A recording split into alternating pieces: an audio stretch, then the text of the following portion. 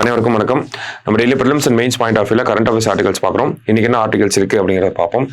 So first பார்த்தோம்னா முதுபெரும் காங்கிரஸ் தலைவர் குமரி அனந்தனுக்கு தகைசால் தமிழர் விருது அப்படின்னு சொல்லி கொடுத்துருக்காங்க.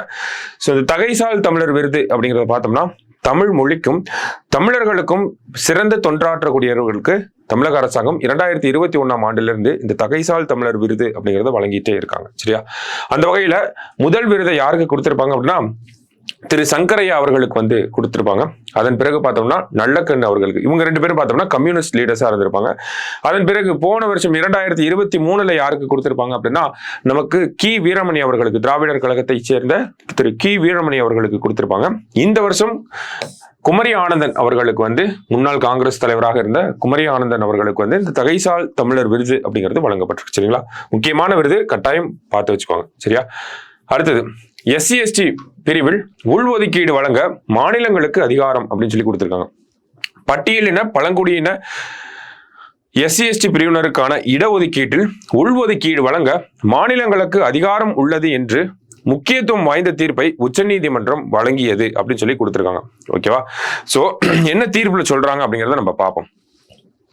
சமூக ரீதியில் பன்முகத்தன்மை கொண்ட பட்டியலின பிரிவில் இடம்பெற்றுள்ள பொருளாதாரத்தில் பின்தங்கிய மக்களின் சமூக பொருளாதார நிலையை மேம்படுத்தும் வகையில் சமூக துணை வகைப்படுத்தல் மேற்கொண்டு இடஒதுக்கீடு வழங்க மாநிலங்களுக்கு அரசமைப்பு அதிகாரம் உண்டு என்று உச்சநீதிமன்றம் தீர்ப்பில் கூறப்பட்டுள்ளது.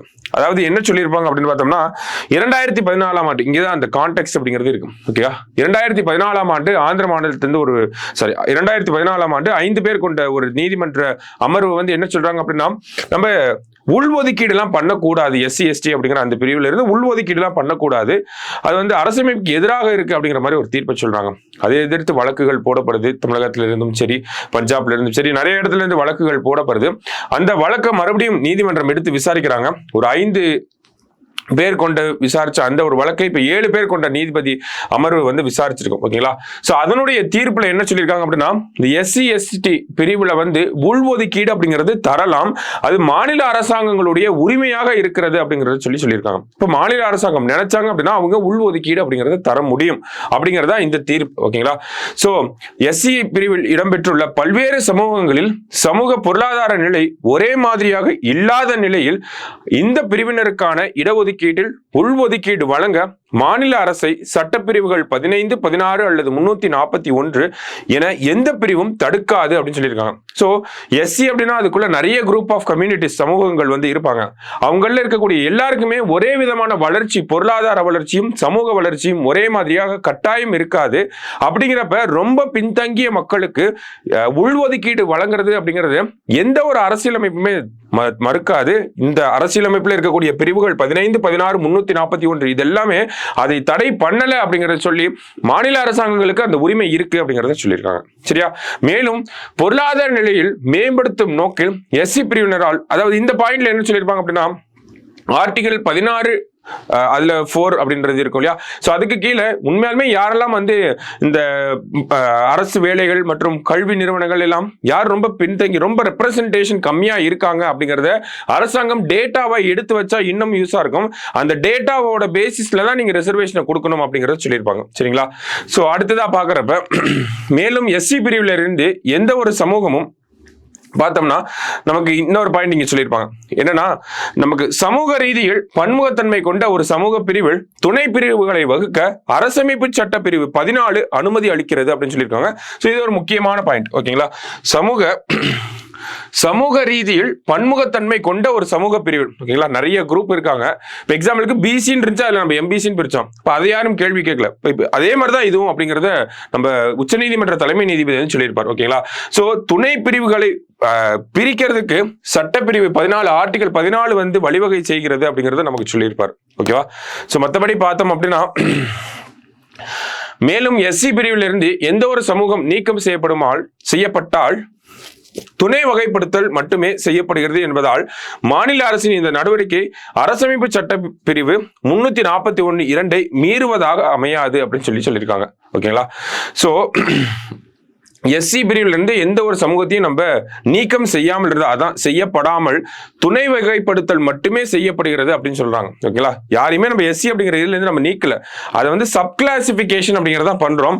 அப்ப அது வந்து ஆர்டிகல் 341 அதை மீறும் வகையில அமையாது அப்படின்றத சொல்லியிருக்காங்க. ஓகேவா, சோ மற்றபடி பார்த்தோம்னா அரசமைப்பு சட்ட பிரிவுகள் 341 மற்றும் 342 கீழ் எஸ்சி எஸ்டி பிரிவுகளை அறிவிக்கை செய்யும் அதிகாரம் குடியரசுத் தலைவருக்கு மட்டுமே உள்ளது.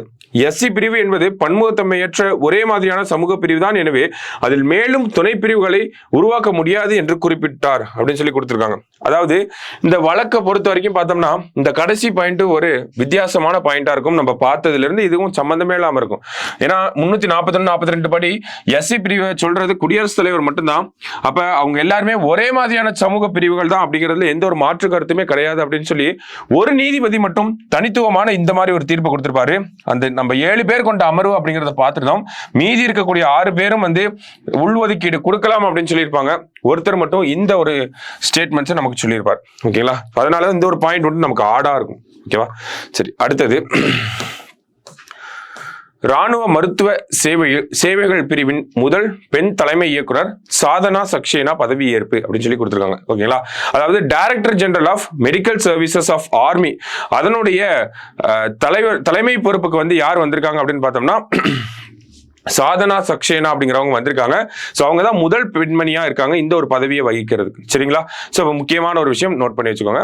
அடுத்ததா பார்த்தோம்னா அந்த ஒரு தீர்ப்பை நம்ம பார்த்துருந்தோம். அந்த தீர்ப்புல தமிழக அரசாங்கம் பார்த்தோம்னா 2009ஆம் ஆண்டு தமிழ்நாடு ரிசர்வேஷன் ஆக்ட் அப்படிங்கிறது கொடுத்து எஸ்சியில அருந்ததியர் அப்படிங்கிற கம்யூனிட்டிக்கு தனியாக ஒரு உள்ஒதுக்கீடு அப்படிங்கிறது கொடுத்துருந்தாங்க. அப்போ அதுக்கு எல்லாம் பாதிப்பு ஏற்படுமா அப்படின்னு பார்த்தோம்னா இப்போ தீர்ப்புல என்ன வந்திருக்குன்னா இந்த தீர்ப்பு என்ன சொல்லியிருக்காங்க, நமக்கு இது வந்து மாநில அரசாங்கங்களின் உரிமை அப்படின்னு சொல்லிட்டனால நம்மளுடைய சட்டத்துக்கு எந்த ஒரு நம்மளுடைய இடஒதுக்கீடுக்கு எந்த ஒரு பாதிப்பும் கிடையாது அப்படிங்கிறத நம்ம புரிஞ்சுக்கணும். சரிங்களா, சோ இது தொடர்பாக தமிழக அரசின் சட்டத்தை எதிர்த்து புதிய தமிழகம் கட்சி தலைவர் கிருஷ்ணசாமி சென்னை உயர்நீதிமன்றத்தில் ஒரு வழக்கு தொடர்ந்திருந்தார். அதே மாதிரி பார்த்தோம்னா பஞ்சாப் மாநிலமும் இந்த மாதிரியான ஒரு விஷயத்தை தமிழ்நாடு என்ன பண்ணியிருந்தாங்களோ அதே மாதிரி பார்த்து அவங்க பண்ணியிருப்பாங்க. இருந்தாலும் பஞ்சாப் மாநிலம் பண்ணதை வந்து அந்த பஞ்சாப் மாநிலத்தில் இருக்கக்கூடிய உயர்நீதிமன்றம் வந்து கேன்சல் பண்ணிட்டு இருக்கும். ஓகேங்களா, நல்ல வாய்டுன்னு சொல்லியிருப்பாங்க. அதை எதிர்த்து தான் இப்போ மறுபடியும் உச்சநீதிமன்றத்தில் வந்து வழக்கு போட்டிருப்பாங்க. ஓகேங்களா, நம்ம ஸ்டார்டிங்லேயே பார்த்தோம் ஆந்திர பிரதேஷ் பஞ்சாப் போன்ற மாநிலங்கள்லாம் இதை எதிர்த்து வழக்கு போட்டிருந்தாங்க அப்படின்னு சொல்லி. ஸோ அந்த ஒரு பின்னணி அதுதான். ஓகேங்களா, பஞ்சாப் அரசாங்கம் கொண்டு வந்திருப்பாங்க, கொண்டு வந்ததை கேன்சல் பண்ணி விட்டுருப்பாங்க. சரியா, ஸோ இப்போ இந்த தீர்ப்பில் என்ன சொல்லியிருக்காங்க அப்படின்னா பட்டியலின மக்களுக்கு எஸ்சி எஸ்டி பீப்புள்ல ஒரு உள்ஒதுக்கீடு சப் கிளாசிபிகேஷன் பண்றது மாநில அரசாங்கங்கள் நினைச்சா பண்ணிக்கலாம் அப்படிங்கிற சொல்லியிருக்காங்க. அதுக்கான கரெக்டான டேட்டா பாயிண்ட் இருந்துச்சு அப்படின்னா அவங்க தாராளமா கொடுக்கலாம் அப்படிங்கிறத நமக்கு சொல்லியிருக்காங்க. ஸோ இன்றைய முக்கியமான செய்தி அப்படின்னால இந்த ஒரு தீர்ப்பு தான் ரொம்ப முக்கியமான ஒரு விஷயம். ஸோ அதை நல்லா பார்த்து வச்சுக்கோங்க. நம்ம நாளைக்கு டிஎன்ஏல மீட் பண்ணலாம். தேங்க்யூ.